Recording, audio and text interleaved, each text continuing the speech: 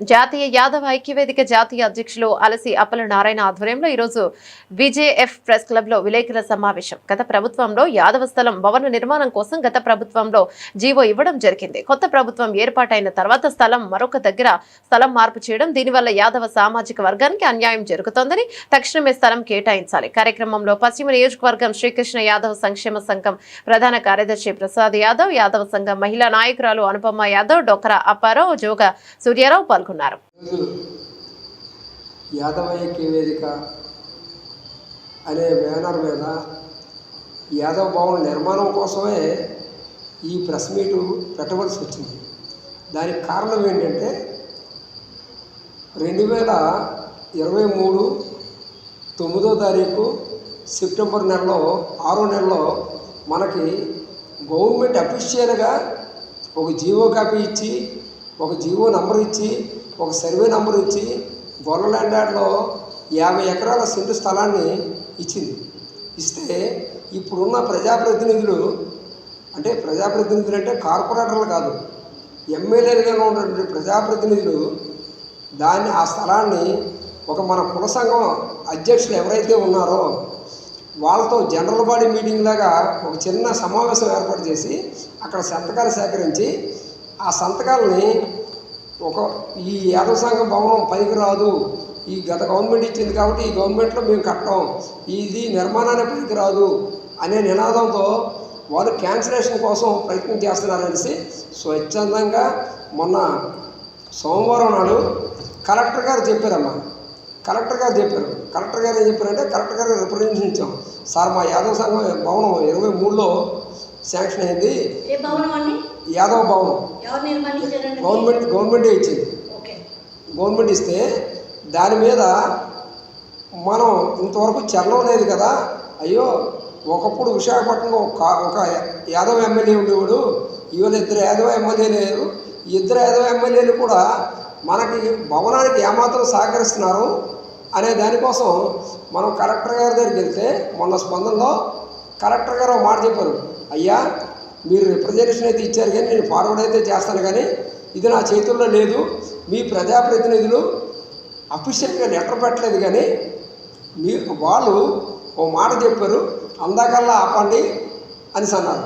దానికి 25 లక్షలు శాంక్షన్ అయింది. 25 లక్షలు అంటే ఆ 50 సెంట్ల స్థలానికి చుట్టూ కాంపౌండ్ వాల్ వేయడానికి, పైన ఒక వాచ్మెన్ షెడ్ వేయడానికి 25 లక్షలు సరిపోతుంది. ఆ 25 లక్షల్లో కూడా ఈవేళ ఏమాత్రం కన్స్ట్రక్షన్ చేయకుండా నిర్మాణం ఆపేసి ఈ ప్రజాప్రతినిధులు చెప్పారని కలెక్టర్ గారు చెప్పారు. కలెక్టర్ గారు స్వయంగా చెప్పారు. ఈ కలెక్టర్ గారు చెప్పిన దాని ప్రకారం ఈరోజు ఈ సమావేశం పెట్టడానికి బలమైన కారణం అయింది. ఇప్పుడు ఈ సమావేశం ద్వారా మీ మీడియా ద్వారా మేము జనంలోకి వెళ్తాం. జనంలోకి వెళ్ళి జనాన్ని ప్రతిభావంతులుగా చేసి ఈ భవనం నిర్మాణం కోసం సాయశక్తిలా కృషి చేయడానికి ప్రయత్నం చేస్తూ భాగం అయితే అసలు ఈ భవనం ఎందుకు, మనం ఎంతకాలం నుంచి ఈ భవనం కోసం ఆలోచిస్తున్నాం అనే దానికోసం కూడా పాయింట్ చెప్పాలి. మీకు ఇప్పటివరకు ఉన్న యాదవ సంఘం అధ్యక్షులు యనమడుగురు చేశారమ్మా. ఫస్ట్ ఇసర వాసుదేవరావు గారు చేశారు. అప్పటికైనా ప్రజాప్రతినిధి కాదు, అప్పటికి తెలుగుదేశం పార్టీ స్థాపించలేదు. తెలుగుదేశం పార్టీ స్థాపించేసరికి ఆయన ఒక అడ్వకేట్, మంచి అప్పటికే leading lawyer, bar association president ఇసర వాసుదేవరావు గారు మొదటి ఎమ్మెల్యే అయినారు. తర్వాత రాజన్ రమణి గారు ఎమ్మెల్యే అయ్యారు. తర్వాత పల్లా సంవత్సరాలు గారు ఎమ్మెల్యే అయ్యారు. తర్వాత పినిటి వరలక్ష్మి గారు ఎమ్మెల్యే అయ్యారు. తర్వాత మన పల్లా శ్రేణి గారు ఎమ్మెల్యే అయ్యారు. మరో గవర్నమెంట్ వచ్చేసరికి ఆయన ఓడిపోయారు. తర్వాత ఇప్పుడు మళ్ళీ అప్పటి వరకు ఒకలే ఉండేవారు ప్రజాప్రతినిధులు, ఎమ్మెల్యేలు విశాఖపట్నంలో ఉమ్మడి జిల్లా అంటే 15 నియోజకవర్గాలు. ఈ 15 నియోజకవర్గాల్లో ఉత్తరాంధ్రలో 34 నియోజకవర్గాల్లో ఒక ఎమ్మెల్యే ఉండేవాడు. ఆ ఒక ఎమ్మెల్యే పోయి ఇవాళ 2 ఎమ్మెల్యేలు అయ్యారు. ఈ 2 ఎమ్మెల్యేలు కూడా కలిసి ఇవాళ మనకి దుర్మార్గం చేస్తున్నారని చెప్పారు. కానీ వాళ్ళైతే మరి దీనికన్నా మెరుగైన సైట్ కావాలేమో అని ఆపారు అంటున్నారు. కానీ విశాఖపట్నంలో ఏ సామాజిక వర్గానికైనా సరే ఒక భవనం ఉన్నాయి, ఇంకో భవనం ఉంటుంది, ఇంకో భవనం ఉన్నాయి, ఇంకో భవనం ఉంటుంది. ఒక్కొక్కరికి 4-5 భవనాలు ఉన్నాయి. ఎక్కడి నుంచి వచ్చిన, శ్రీకాకుళం నుంచి వచ్చిన వేరే కమ్యూనిటీ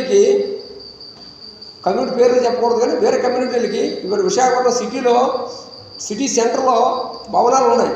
అలాంటిది మనం ఉత్తరాంధ్ర జిల్లాల నుంచి కానీ, ఉత్తరాంధ్ర జిల్లాలు అంటే పూర్వం 3 జిల్లాలు ఉండేవి, ఇవాళ 6 జిల్లాలు అయినాయి. ఇవాళ 6 జిల్లాల్లో కూడా ఏ ఒక్కరు స్టూడెంట్స్ ఏ కోచింగ్కి వస్తున్నారు, వాళ్ళకి టైం అయిపోద్ది, హాస్టల్ మూసేస్తారు, వాళ్ళు ఎక్కడికి వెళ్తారు? ఇంటికి వెళ్తారా? ఇంటికి వెళ్ళి రోడ్డు మీద పడుకుంటారా అనేది ఒక సందర్భం అయితే, రెండో సందర్భంలో ఏంటంటే వైద్యం. అందరికన్నా అతి ముఖ్యమైన విషయం ఏంటంటే వైద్యం. ఈ వైద్యానికి వచ్చినప్పుడు విజయనగరం, శ్రీకాకుళం, అరకు, పాడేరు వీళ్ళందరూ కూడా వస్తున్నారు. వచ్చి పాపం కేజీలో పేషెంట్లు తీసుకొని, కేర్ హాస్పిటల్లో పేషెంట్లు తీసుకొని, మెడికవర్లో పేషెంట్లు తీసుకొని, కిమ్స్ హాస్పిటల్లో పేషెంట్లు తీసుకొని వీళ్ళు రోడ్ల మీద బస్ స్టాపుల్లో చివరికి పడుకుంటారు. ఇదంతా పోవడానికి మన యాదవ భవనానికి గత గవర్నమెంట్ కేటాయించింది. ఇది ఉత్తరాంధ్ర భవనంగా భావించాలంటే ఇది ప్రజాప్రతినిధులు అన్నారమ్మా కలెక్టర్ గారు అయితే ప్రజాప్రతినిధులు అన్నారు. ఆ ప్రజాప్రతినిధులు కూడా మేము మోటివేట్ చేయడానికి జనంలోకి వెళ్తున్నాం.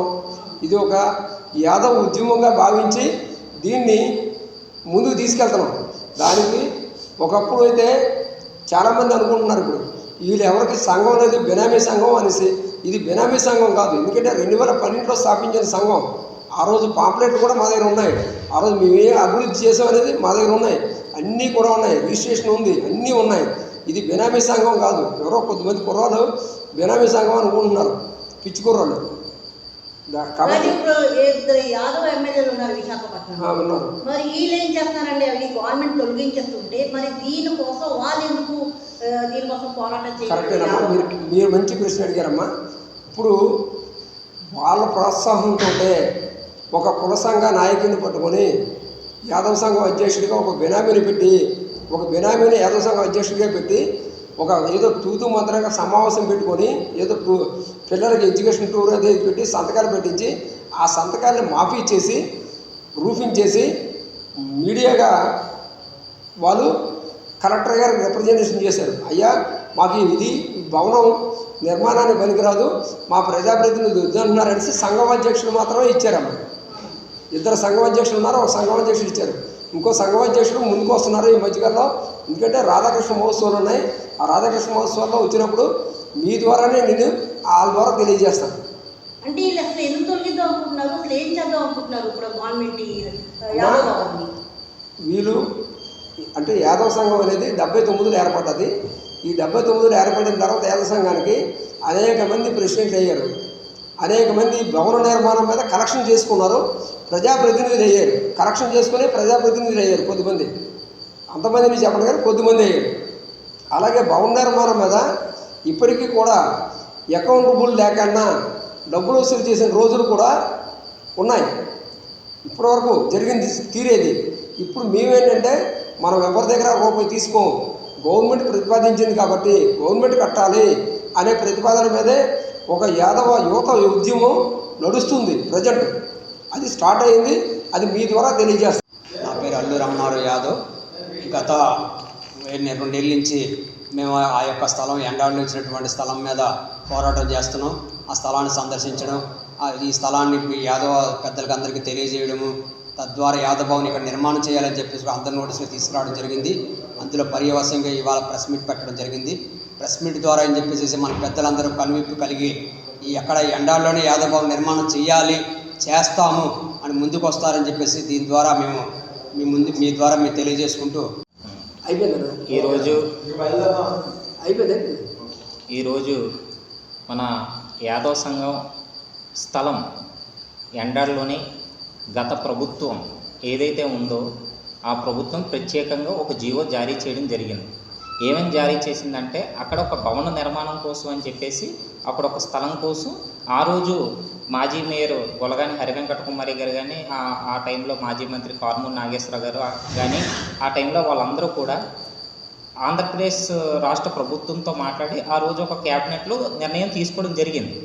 ఆ రోజు నిర్ణయం తీసుకున్న తర్వాత ఏం జరిగింది, ఆ రోజు ప్రత్యేకంగా ఆ రోజు అనిల్ కుమార్ గారు కానీ మేయర్ గారు కానీ ఆ రోజుల్లో ఉన్న యాదవ సంఘ పెద్దలందరూ వచ్చి జిల్లా సంఘం అధ్యక్షులు ఉమిసన్యేశ్వరరావు గారు కానీ అందరూ వచ్చి ఆ రోజు శంకుస్థాపన చేయడం జరిగింది. జరిగేటప్పుడు ఈరోజు ప్రభుత్వం మారేటప్పుడు ఈరోజు యాదవ్ కార్పొరేషన్ నుండి ఒక నిధులు రిలీజ్ చేసినట్లుగా ఉంటే ఈరోజు అక్కడ 1 కోటి రూపాయలతోనే మనం ఒక భవనం నిర్మించవచ్చు. ఎందుకంటే ఉత్తరాంధ్రలోనే మనకంటూ ఒక కమ్యూనిటీ హాల్ లేదు ఈ రోజుకి కూడా. ఎందుకు లేదు అంటే ఈరోజు ఒక మీటింగ్ పెట్టుకోవాలంటే ఒక కళ్యాణ మండపంలో పెట్టుకోవాల్సి వస్తుంది. ఈరోజు అనకూడదు కానీ యువత ఇంతమంది అనకూడదు కానీ ఎక్కడైనా ఒక మీటింగ్ కానీ లేకపోతే ఒక సమావేశాలు కానీ లేకపోతే మరొకటి కానీ ఈరోజు ఏది కూడా మనం చేసుకోలేకపోతున్నాం. కేవలం భవన నిర్మాణం అక్కడతోనే లేదు కాబట్టి ఈరోజు అందరూ కూడా ఇబ్బందులు పాలవలసి వస్తుంది. ఇప్పుడున్న మనకి ఇద్దరు సామాజిక వర్గం ఎమ్మెల్యేలు కూడా ఈరోజు ప్రభుత్వంలో గెలిచిన ఎమ్మెల్యేలు కూడా మొన్నటి అసెంబ్లీలో కూడా ఏం జరిగింది, ఈరోజు అనకూడదు కానీ మనకంటూ ఒక యాదవ్ కార్పొరేషన్ ఏర్పాటు చేశారు. దానికంటూ ఒక నిధులు కేటాయించి ఉంటే కొంతమందికి సబ్సిడీ ద్వారానే ఏదో ఒక రకంగా ఆర్థికంగా ఎదగడం కానీ ఏదైనా జరుగుతూ ఉంటుంది. ఈ రోజుకి అది కూడా ఎక్కడ కూడా మనం కల్పించలేకపోతున్నాం. కాబట్టి ఈరోజు యాదవ సంఘం యొక్క స్థలం అంటే ఒక 6 ఎకరాల స్థలం అంటే ఇంచుమించు ఒక 50 కోట్ల నుంచి 100 కోట్లు ఉన్న ప్రాపర్టీ అది. మరి ఆ ప్రాపర్టీని మనం ఈరోజు డెవలప్మెంట్ చేయాలి కదా. ఏదో ఇయర్లీకి మనం పండగ చేసాం, పండగ అయిపోయింది, మళ్ళీ అందరూ కామ్ అయిపోతాం, మళ్ళీ సంవత్సరం పండగలు కలుగుతాయి, ఇవన్నీ కాదు. ముందు అంటూ ఒక భవనం మనకి ఏర్పాటు చేయాలని కూడా ప్రతిపాదించాం. అంటే మీ యొక్క వినాదం ఏంటి? ఇక్కడ ఎన్నాడలో ఉన్న యాదవ భవనం ఇక్కడే ఉండాలి కదా? ఉండాలి కంపల్సరీగా. ఎందుకంటే గత ప్రభుత్వం జీవో జారీ చేసింది. జీవో లేకుండా ఏదో మనం ఆ రోజు ఏదో పిల్లర్ లేప్సాం అది కాదు కదా. గవర్నమెంటే మనకి క్యాబినెట్లో నిర్ణయించి ఇచ్చింది. ఆ రోజు ఉన్న కొంతమంది సంఘ పెద్దలు అందరూ వెళ్ళి ఆ రోజు గవర్నమెంట్తో పోరాడి, అయ్యా మాకు ఒక కమ్యూనిటీ హాల్ లేదు, ఏదీ లేదు, మేము ఎక్కడైనా మీటింగులు పెట్టుకోవాలన్నా ఏం చేయాలన్నా సరే మాకు ఇబ్బంది అవుతుందని ఆ రోజు కొంతమంది పెద్దలు ఆ రోజు నిర్ణయం చేశారు. యాక్చువల్లీ మన ఏమంటున్నారు అంటే కొంతమంది జిల్లా సంఘం పెద్దలు ఏమంటున్నారంటే అక్కడున్న స్థలాన్ని క్యాన్సిల్ చేసి జీవో క్యాన్సిల్ చేసి మరొక దగ్గర అడగడానికి ప్రయత్నం చేస్తున్నామని అన్నారు. ఇప్పటికొచ్చి అటువంటి ప్రయత్నాలు ఏం జరగట్లేదు కాబట్టి ఆ ప్రయత్నం ఏమైనా లోపల జరుగుతుందేమో. కానీ మన ఉద్దేశం ఏంటంటే ఉన్న స్థలం ఉన్న భవనం ఎక్కడికక్కడ కూడా నిర్మించాలి. ఎందుకంటే మనకంటూ జీవో పాస్ అయిన తర్వాత దానికంటూ యాదవ్ కార్పొరేషన్ ఇప్పుడు సపోజ్ కాపు సామాజిక వర్గం ఉందనుకోండి, దాని కాపు కార్పొరేషన్ నిధులు కేటాయించి ఆ రోజు వాళ్ళ కమ్యూనిటీ హాల్ ఏర్పాటు చేసుకోగలుగుతున్నారు. అలాగే మన యాదవులు కూడా కార్పొరేషన్ ఉంది, దానికంటూ ఎంత నిధులు కేటాయించి ఒక 50 లక్షలు ₹1 కోటి ఏదో ఒక కేటాయించి ఆ కేటాయించిన దాంట్లో ఒక నిర్మాణం అయిపోయి ఉంటే ఈ రోజుకి మన సంఘంలో ఉండే వాళ్ళు చేయగలుగుతాం. ఈరోజు తిరుపతిలోని కూడా అనకూడదు కానీ యాదవ్ భవనం ఈరోజు అక్కడ ఉన్న పెద్దలందరూ కలిసి అక్కడ ఉన్న సంఘ నాయకులు కలిసి ఈరోజు భవనం పూర్తి చేసి రేపు గృహప్రవేశం కూడా రెడీ చేస్తున్నారు అక్కడ.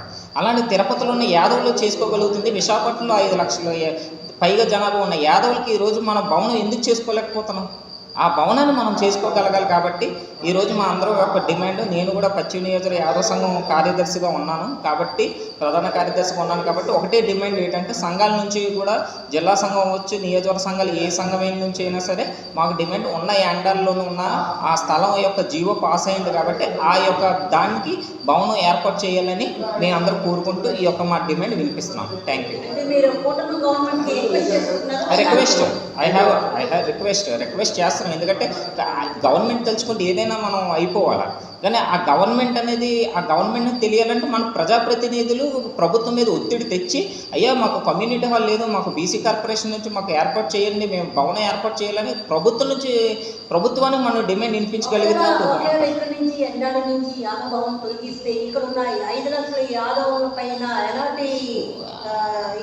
కంపల్సరీగా ఒత్తిడి ఉంటాయి కంపల్సరీగా. ఎందుకంటే మన గత మేయర్ తీసేటప్పుడు యాదవుల్లో ఒక సీన్ రివర్స్ అయింది.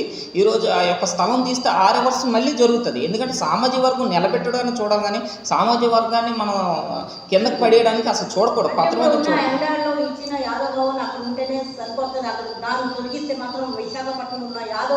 అందరూ కూడా కంపల్సరీగా కూడా ఆగ్రహం ఉంటుంది. దానికి అవసరమైతే నిర్మాణ దీక్ష కానీ మరొకటి కానీ కూడా సంఘాలు, గ్రామ సంఘాల నుండి కూడా మేము సంఘం నుంచి లెటర్లు కలెక్ట్ చేసి అవసరమైతే దీని యొక్క మీడియా ద్వారా కూడా పెద్ద ఎత్తున ఉద్యమం చేయడానికి కూడా సిద్ధంగా ఉన్నాం. Thank you.